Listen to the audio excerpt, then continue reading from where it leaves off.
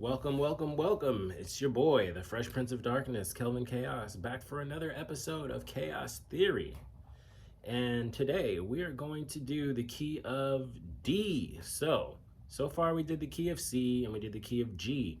So if you count up 5 notes, then you get the key of D because we're going by the circle of fifths. So the circle of fifths is a fun, exciting way to learn all the sharps and flats in every key while you're studying music.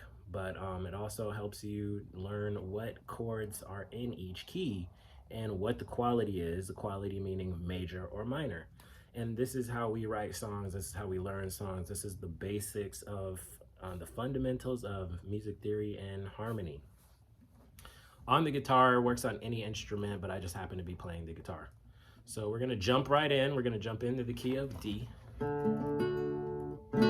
if our 1 chord is the key of D, is D, then 2 is E minor, 3 is F sharp minor, 4 is G, 5 is A,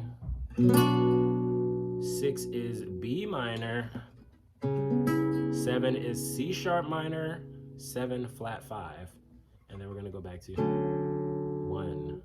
Ooh, I played a spicy chord. No, that was a major 7, but it still functions as a 1 chord. So let's get into what did all that mean. So again, we're just going up the scale,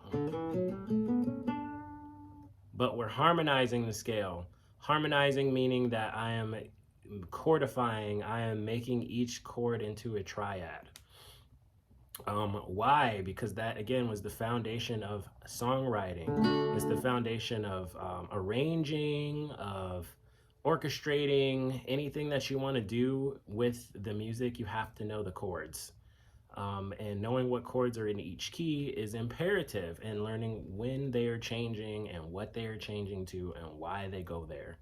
Those are the important things. So we're doing all diatonic, which means these chords occur naturally to the key, which means we're not altering anything. We're not adding any fancy stuff yet. That will be safe for another video where we will talk about modal intercourse. Modal intercourse. It means to borrow from the minor or other key. Other keys that start with the same tonic, meaning the first scale degree. So we have 1, 2, 3, 4, 5, 6, 7, and then 1 again. So I'll give you a couple of examples. We're gonna probably do the same ones. It's gonna be 1, 5, 6, 4. So I got 1, 5, 6, 4. It sounds like Pachelbel's Canon because it is, right? And it's a ton of songs. It's "Can You Feel the Love Tonight?" But a lot of people in all genres ever use this chord progression because it works, because it sounds great, because it's a chord progression that occurs naturally in the keys. Actually, there's something else. I'm gonna do another video on this. But there's a phone number that you can memorize. It's called 4736251.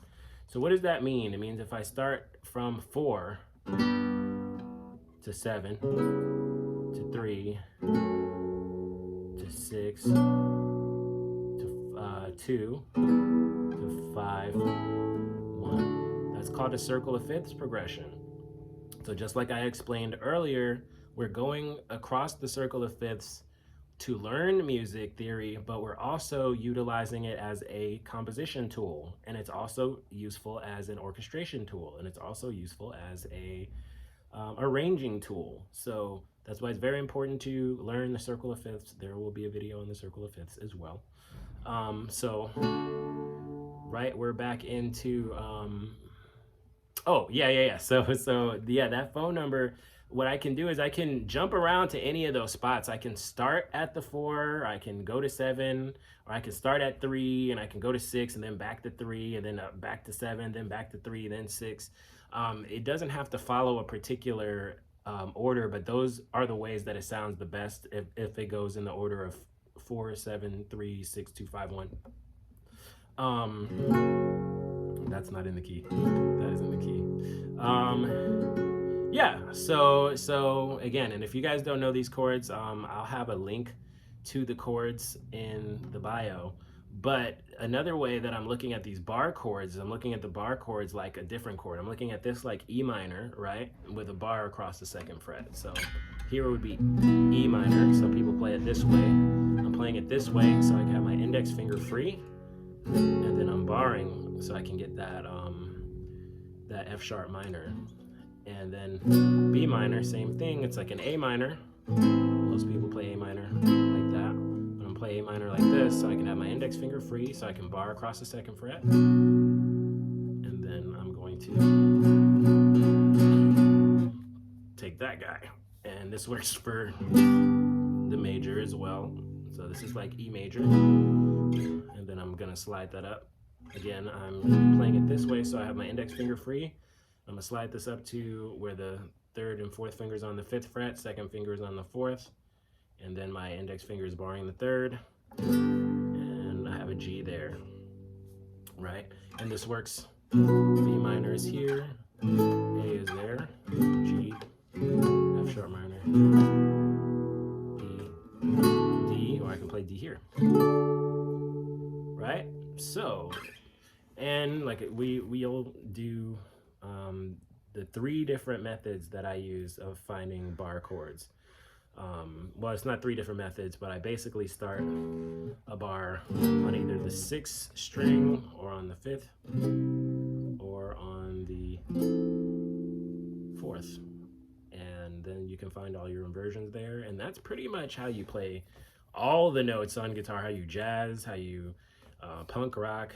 Every genre can be found with just those 4. There's plenty of other inversions and plenty of other chords, but if you just learn those 3 bass notes and all the chord qualities, which I'll do a video on, and all the chord qualities, major and minor, diminished, minor 7 flat 5, and that's pretty much all you're ever gonna have to do for any gigs, and then soloing. So practice, practice, practice.